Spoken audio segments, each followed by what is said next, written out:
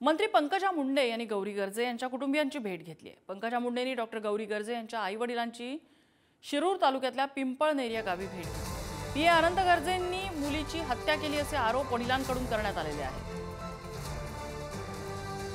उदय नागरगोजे आमचे प्रतिनिधी आपल्याला अपडेट देत आहेत। उदय,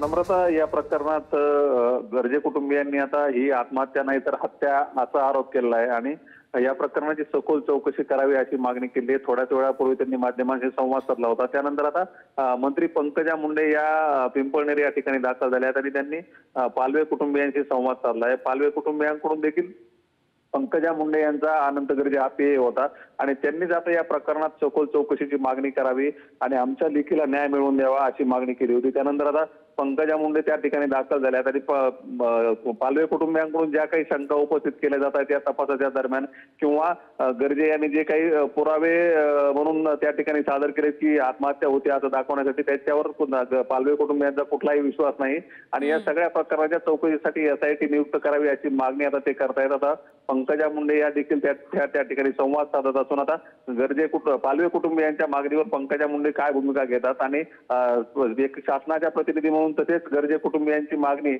कशा पद्धतीने ते शासनाकडे मांडतात आणि पालवे कुटुंबियांची मागणी मान्य होऊन या प्रकरणात एसआयटी नियुक्त होते का हे पाहणं महत्त्वाचं करणार आहे। नम्रता, अगदी उदय, धन्यवाद या सगळ्या माहितीबद्दल। तर पंकजा मुंडे यांनी गौरी गर्जे यांच्या कुटुंबियांची भेट घेतली। गौरी गर्जे यांच्या वडिलांनी ही आत्महत्या नसून ही हत्या आहे असा आरोप केलेला आहे आणि आता पंकजा मुंडेंनी सखोल चौकशीची मागणी करावी, त्यांनी हस्तक्षेप करावा अशी त्यांनी आपली इच्छा व्यक्त केलेली आहे।